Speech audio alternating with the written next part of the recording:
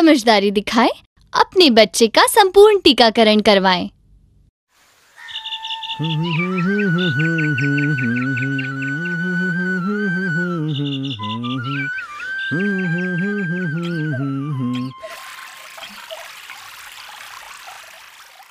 खुशबू जल्दी कर, शाम को मेला देखने चलना है, याद है ना?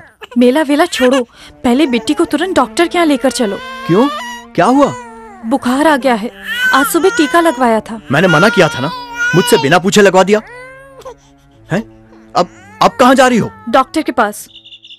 हाँ, ये तो आशा बहन जी हैं। मत किया करो, लेकिन तुम्हें तो अपने मन की ही करनी रहती है। आशा बहन, बिट्टी को टीका लगवाया था, उसके बाद से बुखार है, हम उसे लेकर डॉक्टर के पास जा रहे हैं।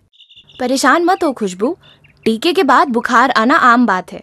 एएनएम बहन जी ने जो बुखार की दवा दी थी उसे दे देना था। अरे, मैंने उनकी इस बात पर तो ध्यान ही नहीं दिया। कोई बात नहीं खुशबू, हेल्थ सेंटर में तुम्हें डॉक्टर दीदी फिर से सब समझा देंगी।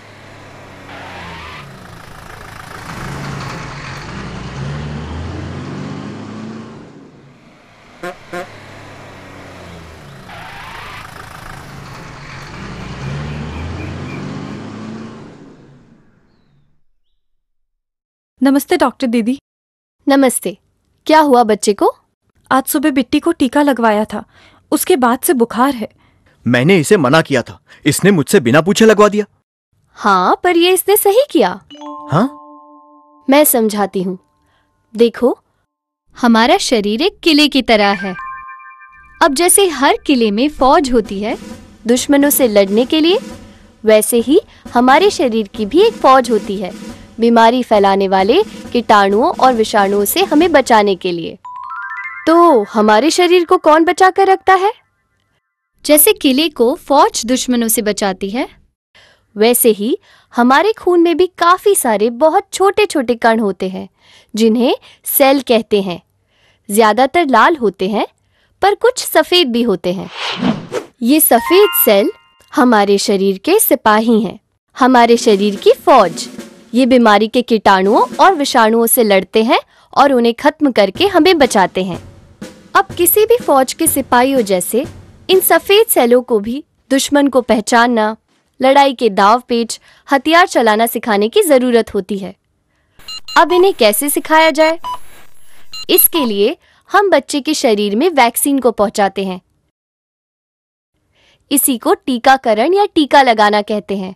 इससे बच्चे को कोई नुकसान नहीं है। टीकाकरण में वैक्सीन को शरीर में इसलिए भेजते हैं ताकि सफेद सेल बीमारी फैलाने वाले कीटाणु या विषाणु की पहचान कर सके और इनसे लड़ना भी सीख ले।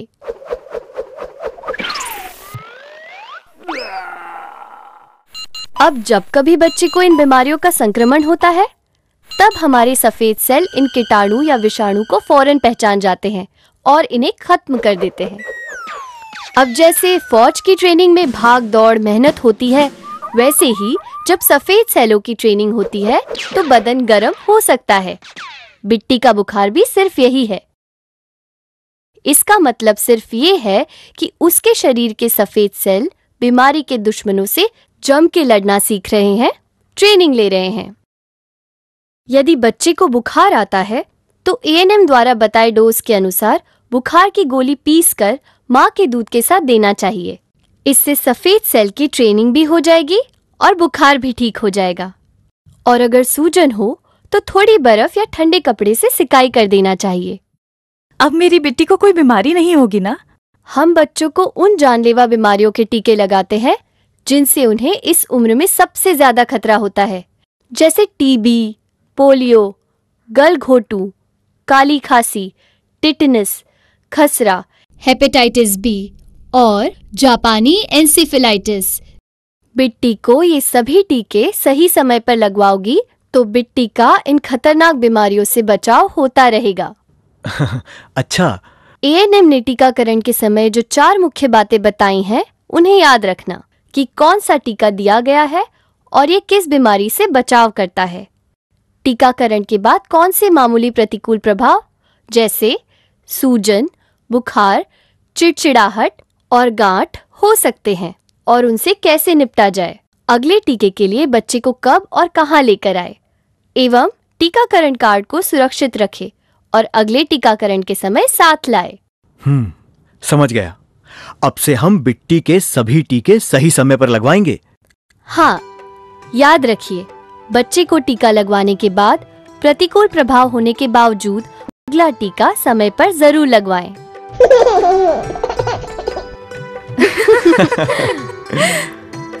समझदारी दिखाएं, अपने बच्चे का संपूर्ण टीकाकरण करवाएं।